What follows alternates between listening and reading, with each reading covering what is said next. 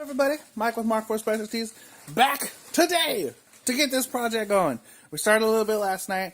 We were working on the brakes in the rear, doing the rear hubs, we're getting it all lined up, getting ready to get these coils on. I'll show you what we got done.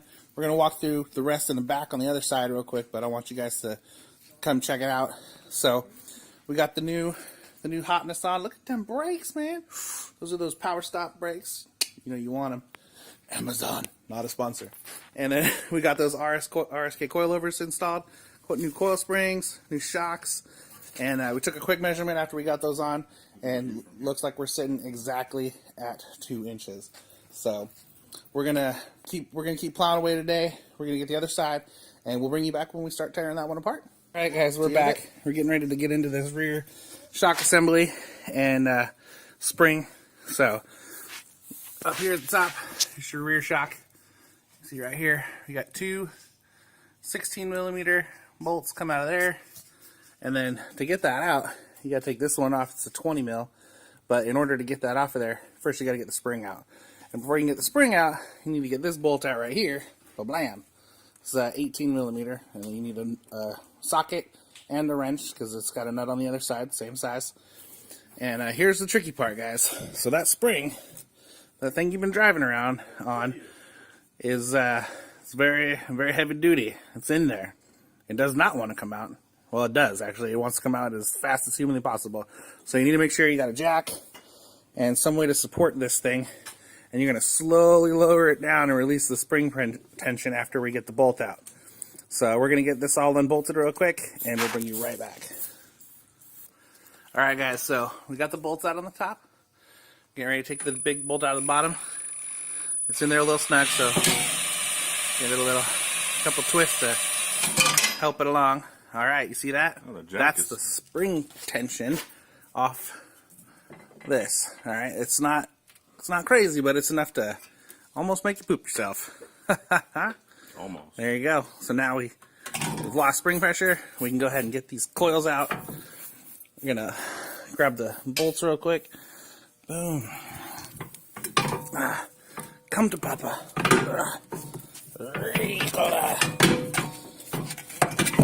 They're not locked in or anything. There's a rubber bushing down here. That's actually going to come out as well because the coilovers have a really cool little mounting system that bolts into that. So we're going to take that out, get that all bolted in to get ready to put the new coils in. We're going to swap the rubber bushing off of this one to stop any clicking, popping, or squeaking noises that could happen from the spring rolling on top of the chassis. And get the shock changed out. So we'll bring you back once again once we're ready to do that. So, all right, guys, get ready to reinstall or start installing on the coilover. So here's our coilover perch. This is the adjustable portion of it. We already went and measured them out, locked them down. They won't change height. And you see it just sits nice and snug right into the bottom of that. It's actually got a concave mount in the bottom, and then there's a little plate down here. That Gia Steve, linking the down there, he's putting that on right now. And we're gonna get that tightened up, and we're gonna get the shock off of here. I'm gonna take this big bolt off and do some swapping. So this is actually it's got a little plastic bushing thing inside of it, and we need to put that on the other shock so that it'll mount up into the factory location. So we're gonna get all that stuff off, and we'll bring you back. Here's the rear shock, and we got it out. So you can see we gotta flip this little adapter over. We're gonna put it on here, take the cap off. Most people don't put these back on, the dust covers, but we want to keep it because we want to protect the seals and stuff that are on top of the shock. And it also includes a bump stop, which will stop you from destroying other parts of the car. So we're going to get this swapped over real quick, and we'll give you a walkthrough on that. We're going to take this cap off with my awesome assistant, Gia Steve.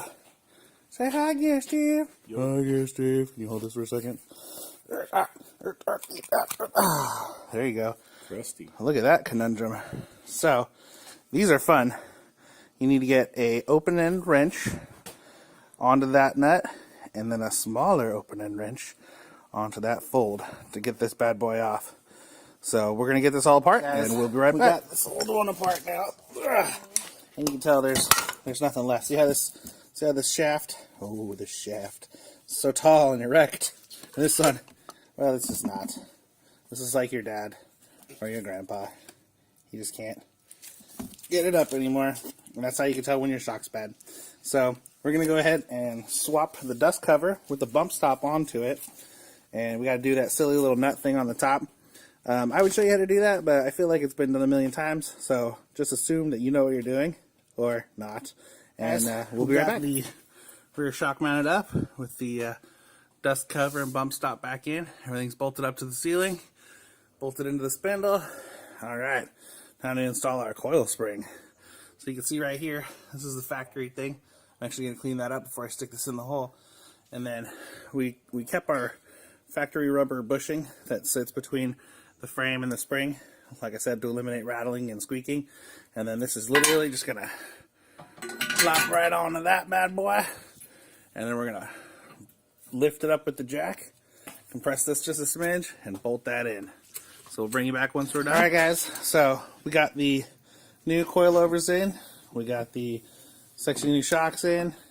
I went ahead and took a mini little brake, painted the calipers bright green, kind of like the RS series Porsche. They're going to look so sexy, even though, you know, that's how we do. Got our new power brake, or power stop cross drill slotted rear rotors on.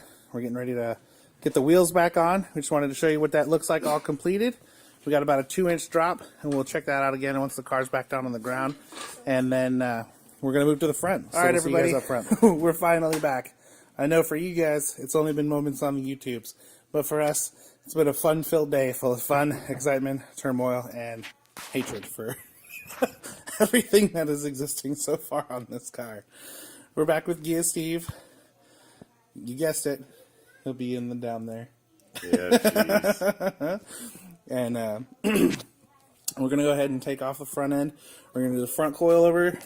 We're going to change the brakes out, do the big rotors like we've been doing all the way around, and we're going to close this beast up. It's been a super long day. So first what we're going to do is we're going to take the brakes off. You got your front spring clip here. This just holds the pads back in place, locks everything in. Super easy. I'm going to recommend taking off your tie rod end before you start this adventure. If you do it while it's still nice and solid onto the car, it usually comes off no problems. Impact gun. Yeah, use an impact gun if you got it, air or electric. We have an electric one. It's amazing. Go ahead and like break loose some of your harder to get both those. Got your 3 ball joint ones down here. We're just basically going to take this whole thing apart and drop the whole spindle knuckle assembly so we can work with it off the car as opposed to what we had to go through moments ago.